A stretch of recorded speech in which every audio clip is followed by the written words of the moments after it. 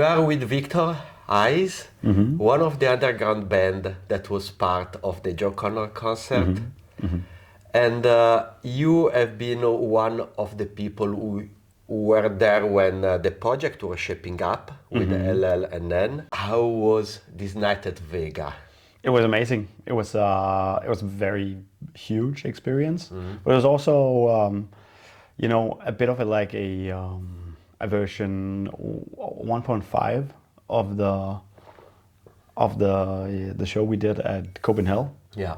So it was essentially 95% the same show, which was also very nice because the day at Copenhagen was extremely stressful for everyone, and it was like at first, some of us had performed the songs before, but we never performed it in that scale and with that level of production. So there was a lot of things that could go wrong. But this time around, it was just like everybody knew what to do and everybody was calm. Yeah. We all got into the venue like super early. I was there at 11 in the morning, and I was just hanging out with all the people all day. All of them are my friends, and so it was nice to just hang out and talk and shoot the shit and have a good time. And I was there around 2 o'clock. I had a talk with Iraqi and Mija. And we were also discussing a bit about, the setting up of such a huge show. This show, it was, as you say, a 1.5, also a 2.0 actually, version of the Copenhagen, because we didn't only at the show, we had a 2-floor show, Smertegrensen yeah. That's a hard one. No. It's a very hard one. And we had Witch Club Satan that gave us a floor show. Then we had Sierra with a DJ set. And then it started the show. And the show was huge. It was no interruption. 1.5 hours. I haven't counted, but very long. And one act after each other. In a different order, as you say, also, compared to Copenhagen. A bit of a different order, but similar, I would say. I think that I've been both at Copenhagen and the latest show. And I feel like in the latest show there was more like a progression in the line, like the act that were more the start of the John Cxnnor project was coming in the start. Then there was the more experimental one, then we have Bunkers and one of the first single, first big song coming out of this project, and then in the end we had a surprise.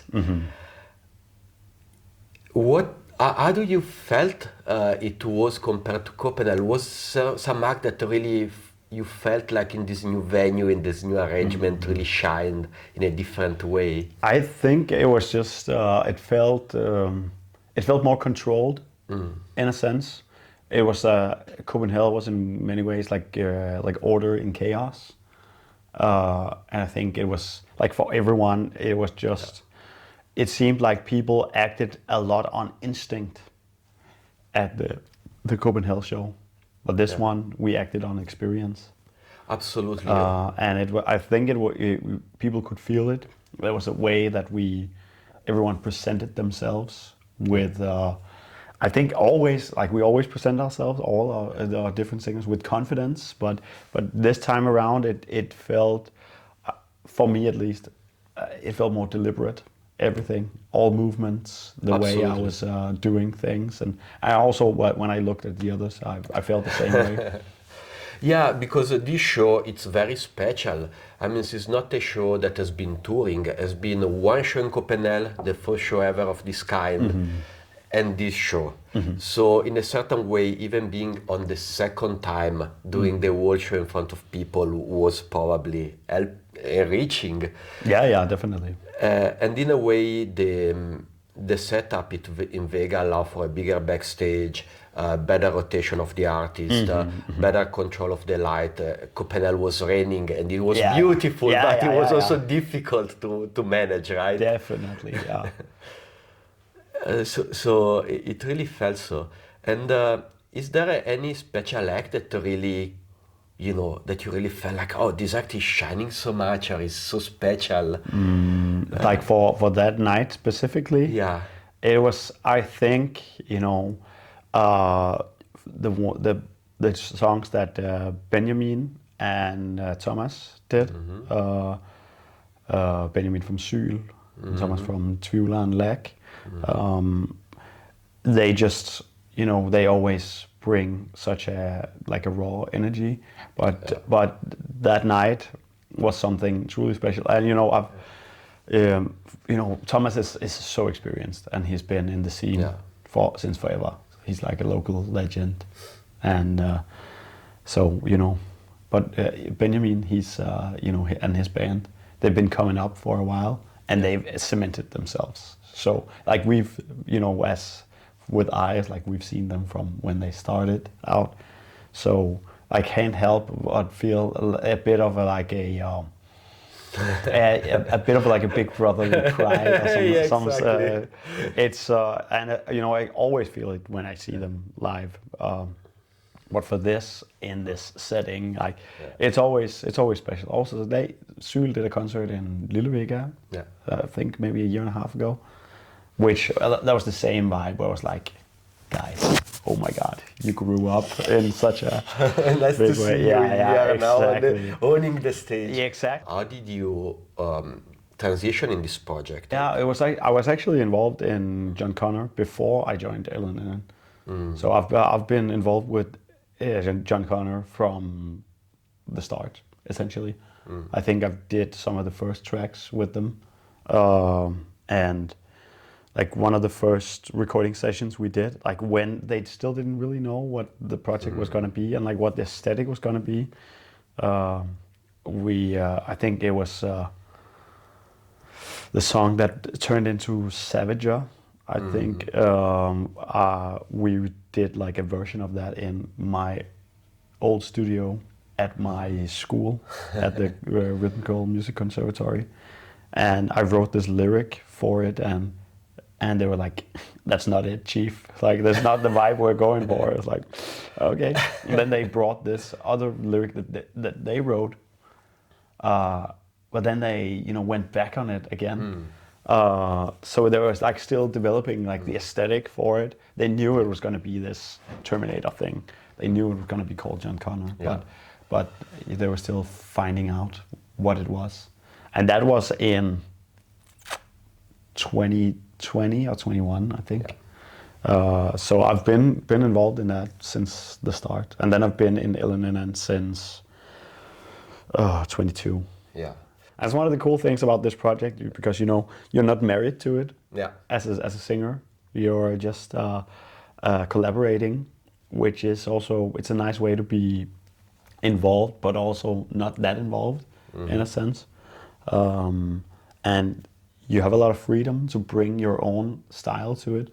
But the more I've worked with the guys in this context, the more we speak the same language in terms of the aesthetic. And for like when we started out, like the first couple of shows, I wanted to do this, for example, like costumes. I wanted to start out with just like because it was like the gabber techno kind of thing. And I was like, okay, yeah, full Adidas kind of style. But then it after the Roadburn show, we started transitioning into this like more face paint and more like more of a theater performance, and I think Kim. Yeah, more post-apocalyptic, exactly. Mad Max, or exactly. Blending many elements from the 90s and the world type of. And like that whole visual style kind of started sprouting up around the Roadburn show, and I think it was Kim from Møl who like brought that along with him. He's like has roots in theater, and you can feel that a lot in his performance as well. And he was like bringing all this different like face paints and stuff like that, and then we started playing around with that, and then it all like it has its own life, and people bring their own stuff to it. And I mean, in this show we saw a huge increase also in the care for the image. I mean, of course, some of the acts were already kind of established with the flag, with the face cover, with the face painting. But as we approach toward the end with Witch Club Satan and Daelung Kai's act, we really noticed that there was a lot of study on these warriors, post-apocalyptic. So it really put a lot of ideas and a lot of effort and experimentation also in the look. And of course, this time there was also more variety. Copenhagen, there was more like this combat type of feeling, and post-apocalyptic, a bit militarized, very Terminator style. Now we saw a bit more variety also in that. I think also that post-punk and there's a huge like gallery of characters now. Like if you set them up, and you could almost like, when I look at it, I can almost like sense like, you know, fictional factions they all belong to. Like the, you know, the Heilung and Witch Club Satan, they're like the berserkers, and then there's like you know, kind of you know, survivor kind of people with the hierarchy guys, and then maybe me and Martin are like some fucking militarized government institution or some stuff like that. Yeah, it's just, you know, and you kind of look at it, you can kind of see this this fictional world kind of building up. And again, it's not formalized. This is just in my head. But I hope that people like get that sense still, like, because, you know, we embody such characters when we go on. And I think for a lot of the different artists, it's like that character we embody on stage while we're playing the show only exists in that show. Exactly. And that was my next question. Let's talk about your character, the character that you developed for you. Yeah. So you are like some type of roaming bandit tribe, or some militarized society, some kind of anarchy warrior. What is that? It was very fun because a lot of people apparently didn't notice that I was on stage 2 times during the show, because I was also on early in the set, but I was wearing a hood most of the time, and that was like a different, because that was like more mysterious. And so I was doing recon at that point, and then when I came back, I was just like, you know, the government agent of chaos kind of thing. And my inspiration for the outfit was the Call of Duty mission, No Russian. I haven't played the video game, but I'm very sure that people that will watch this will relate with that very quickly. It's from Modern Warfare 2. It's like the opening scene where you play as terrorists during like a mass shooting in an airport, and I wanted to. It's like they have this look to it where it's like militarized business. And I wanted to have like a bit of that feeling, so I went for like militarized business casual with a turtleneck and then just really fast shades. And you know, I wanted to portray myself as like a villain. Yeah. Also because the lyric I do in there's a breakdown where I come in with the band playing, and the lyrics for that song is about like making somebody else submit to you through violence. Okay. And that's not something I would usually write about. So again, it's very much taking on a character as like a villain. Exactly, and it's also the layer of the post-apocalyptic world that allow you sometimes to get the freedom to deploy yourself in a different reality. Yes, and just like write from a place of fiction. Yeah. So my role in that show was like being some sort of, not the final boss, but you know, like an underling boss kind of thing. Yeah. At least the annoying guy that is gonna try to stop you in the middle of the mission. Yeah, he's gonna the guy who's following you around the stage in the video game, and you meet him 3 times, and then the third boss fight, that's when you finally defeat him. You know it's gonna come. Yeah. Well, the question is, who are the good guys? Of course, Misha, because she do like definitely the good character, but all exactly. the other they But are me, very much. yeah, my and the guys from Hierarchy, Yeah, they're the the good the character. heroes in the story, from my perspective at least. Yeah, makes sense. And we have so many characters, but yeah, you're right. They are good guys. Yes, very Yeah. much, very much. Yeah, the savage in the end, they are not very aligned. Well, also, which club Satan? It doesn't seem bad. It seems like bad, but with a good They're, reason for revenge, I would right? say It's a they're bit like the Kill Bill. they're chaotic neutral. I would say. Let's roll the dice. Yeah, yeah. Awesome. Um, uh, a very interesting things you are bringing up to connect with your own work as Eyes. Eyes have a very dystopian, very like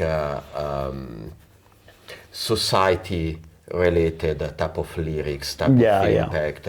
You definitely have an imaginatory about society, and you have some society grunge, let's say, Yeah, or yeah. some anger, Yeah, at you least could say so. in your music, which, as you say, it's channeled in a different way because you don't want maybe to give a message like the one in your theme song for John Connor. Yeah, yeah. So how does you feel about these two projects aligning in terms of meaning and yeah, word?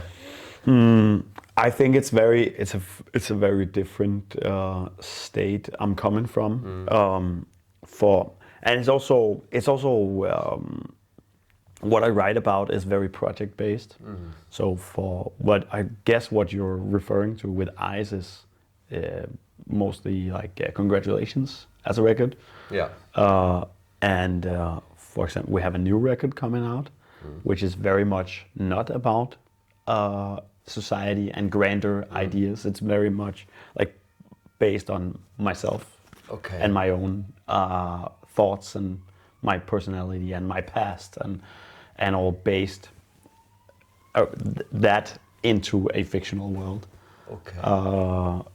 And so it's very, I wanted to do something different.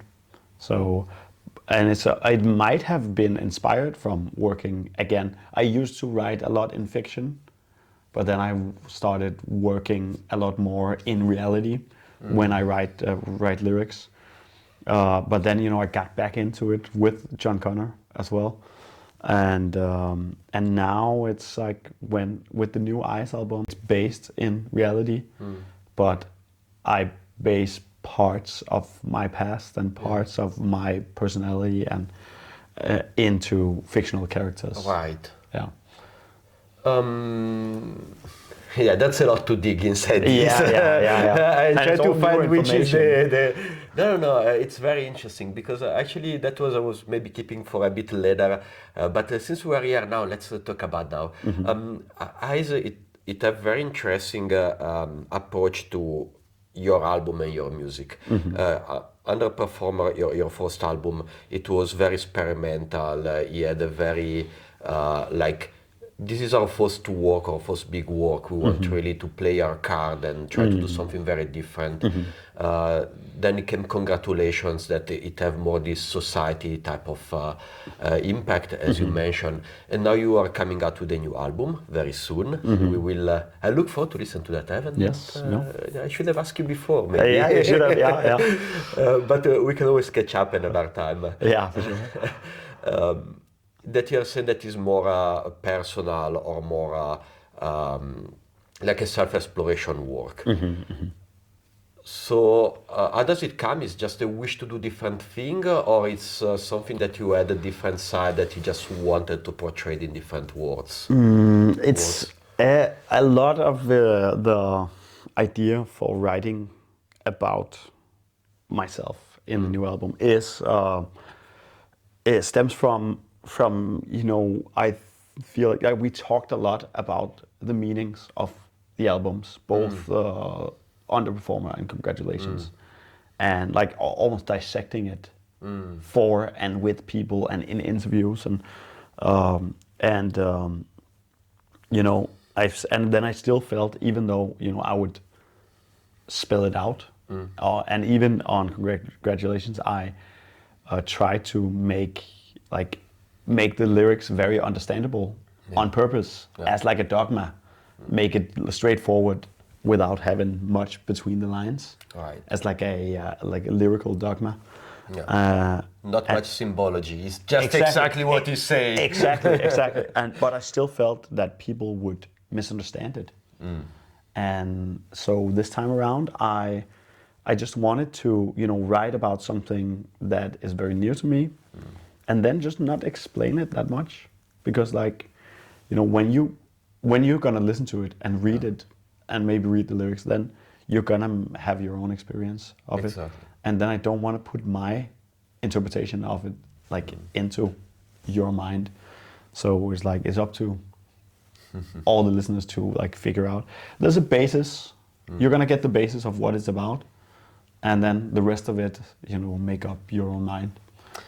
Yeah, that's also the beautiness, that maybe you just want to trigger an emotion, trigger a thought, give some elements, and then let people connect them with their own metrics. Exactly. And then, of course, we're still going to work a lot with the aesthetic. We're working more than ever with a very specific aesthetic for the album. It's all both in the music videos and on the album itself. And then also, we're gonna extend that to merchandise, and it's all based on 80s anime. Okay. That you kind of unearth on VHS tapes. Very specific, very weird. Also on the album itself. You've always been very artistic. One of the many prizes for your debut album was also the artistry that you put into the production, into the covers, into the pictures. So I really imagine how much effort they are putting, and I really look forward to see that. And why to go for anime? Because it's something popular art, because it's something a bit foreign and a bit Danish. It's a strange choice for a band that really feels to relate to the street or to the Danish type of very... It's a way of because it's a lot about the album is about myself and in the past, and as when I was younger, and I've always been very much inclined for that style, and so it's also a way of taking very personal and very very hard things to talk about, the hard things to deal with, and fictionalizing them and putting them into a what is almost like a safe space for me, what is something that I've used as an escape from reality before, taking that and making my own universe based on that. And then it also just looks cool. It's it's also it's based around when you discover something for the first time, and maybe in early internet, or as a kid you were at a friend's house and they had this weird VHS tape that maybe was in a language you didn't understand. That's kind of the whole idea of the album, is when you put it on, it's you're gonna think, what is going on? Is this the right album? For the first 40 seconds or so, people will believe that they put on, or the file is corrupted or something like that. So you have been following the path of John Cxnnor through, and as you say, it improved the quality of the let's say production of the show. Much more actor, much more diversity, much more ideas coming in all the time, and also very different music at this point. How did you felt this path? There was a moment in this path when you really felt oh, now the project is getting shape in a way I didn't expect, or is getting shape in a way that it's even better than what I thought? That's a big question. I think maybe after the Roadburn show, the second Roadburn show. Let me be clear, not the one just with the Devil's Trade. I think at that point was like, oh, okay, they mean fucking business with this, because for a long time before then, it felt like this just fun project as a there was like an artistic escape for them, and it was like something else to do. But after that show, it felt like it started to take form as more of like a second main project for them. Yeah, yeah. I mean, 'Cause- LL and John Connor at this moment they are very close in popularity. They Exactly. can sell out a venue, Yeah, and they did exactly, it. exactly. So, and I don't think they see one as secondary. I think they're just both main projects that have, you know, where they put their focus in at different times. But that's when I felt like, okay, now they've graduated this project to something more. Talking about the collective and the originality also of this project you have been part of, you brought your music and your sound and you helped to shape them initially. But what you gain out of this act? I mean, is there something that you feel like you even learn working with them or being involved into this big thing? So there's a lot of being on stage by myself.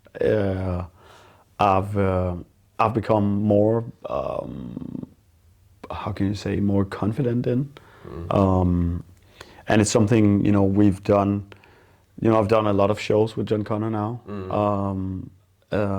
Also, sometimes when we're booked for a festival with LNN, we do a show with John Connor as well, and I'm already there, so so I do a lot of songs usually, and then I will a lot of times have the stage almost to myself, and that's when I get to flex a lot of my my performative muscles, so like embodying different personas during the show even, so I can be like one version, like almost like the Goblin King, crawling around on stage, and then like being big and commanding, like the military guy, and like Yeah, you doing fit that quite many masks. exactly, and doing like switching between that in between songs.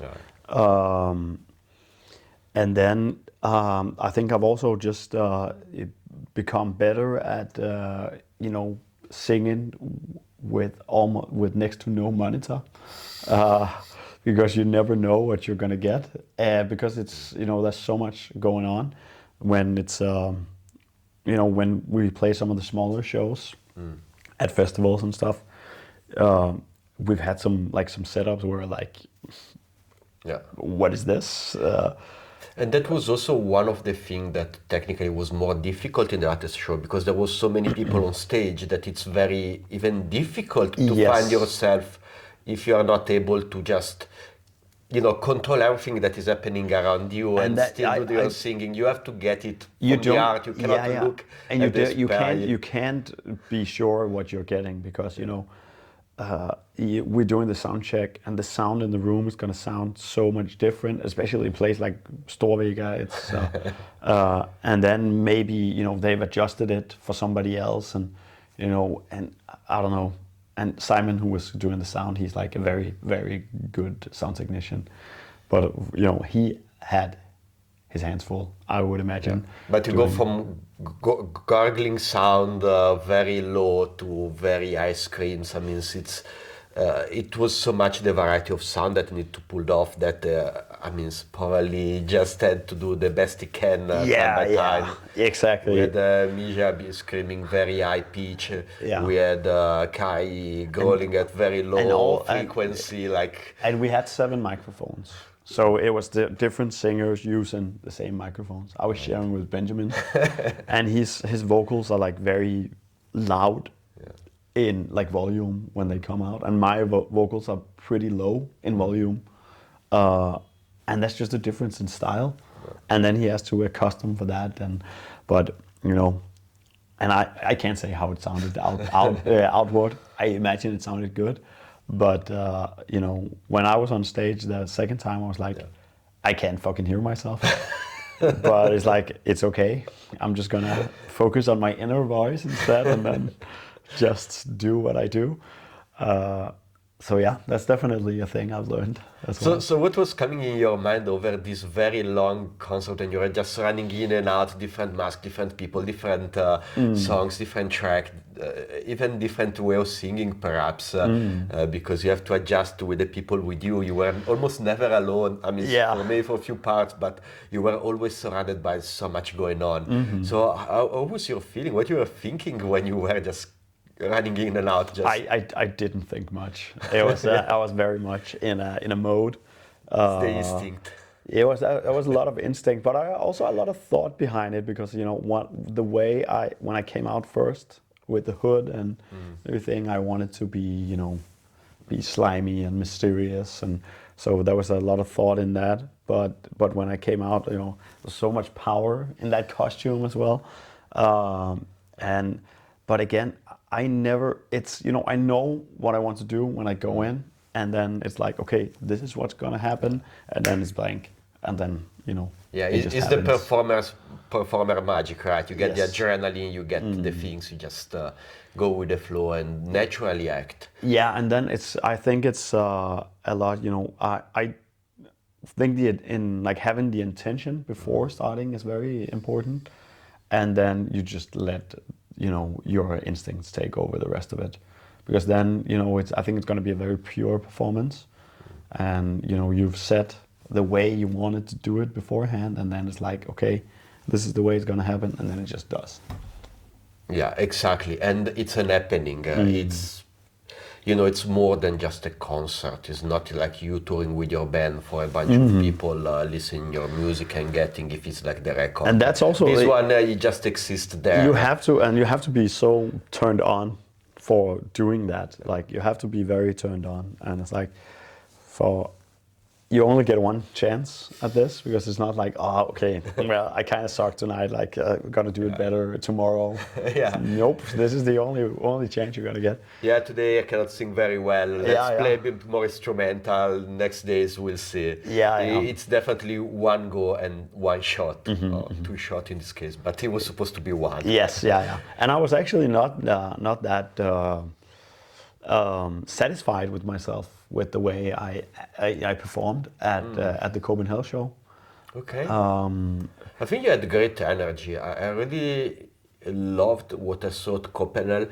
And it was not about the sun, because it was in the wood, it was raining. People got crazy because they didn't expect anything like that to happen. No. So, I mean, I can't say the sun was not important. No. But what it really connected people was your dynamic on the stage. Yeah. People But it's also, on the stage, and they getting to the people seeking. And it's like the way you know, also when it's at Copenhagen, I would imagine a lot of the audience knows who I am and knows how I perform. And, you know, there's also a bit of like an expectance with certain performers, like what's going to happen.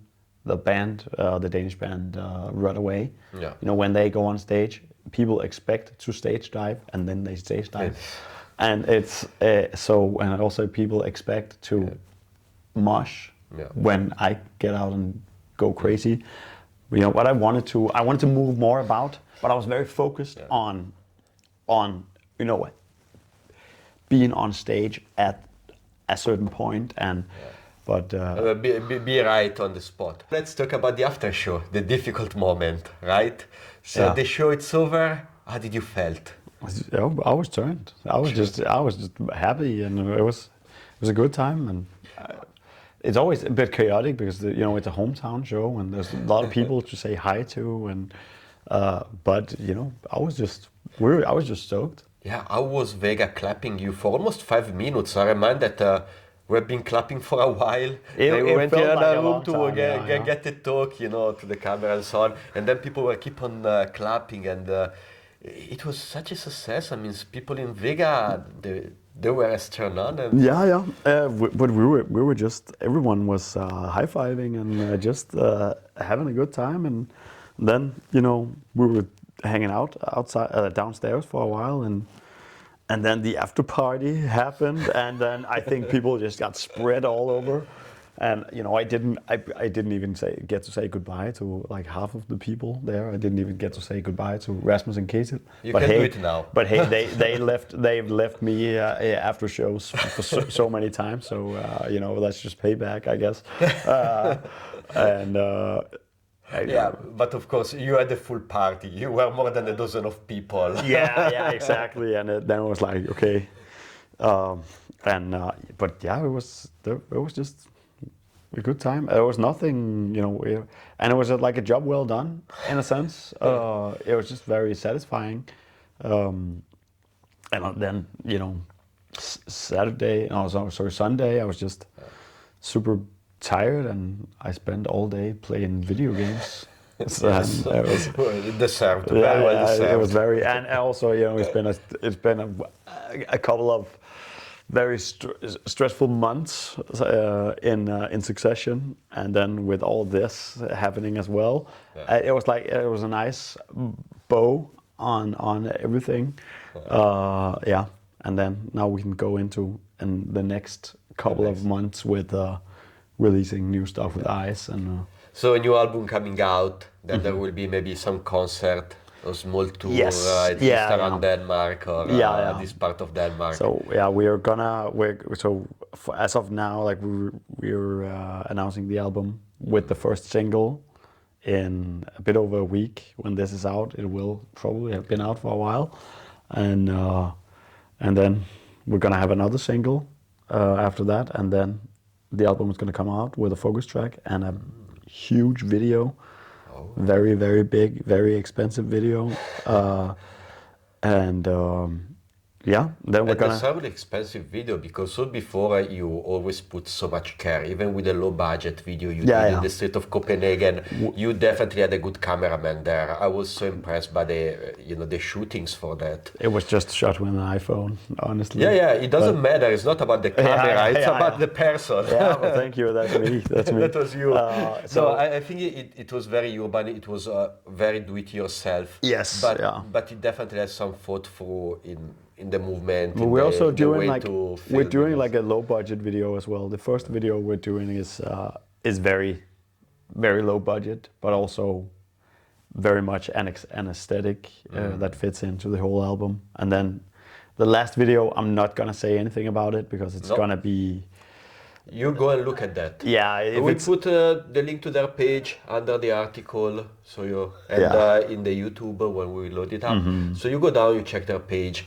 You keep an eye at least for the next 6 months because many things is coming up. Yeah, a lot of things are coming up, and a lot of festivals as well. And then we're gonna do some touring as well. You will be also at Copenhagen, if I'm right. Yes. We're doing like a collab show with Syl. Thanks for the show. Absolutely stunning. We're just doing our thing, and it was so much fun.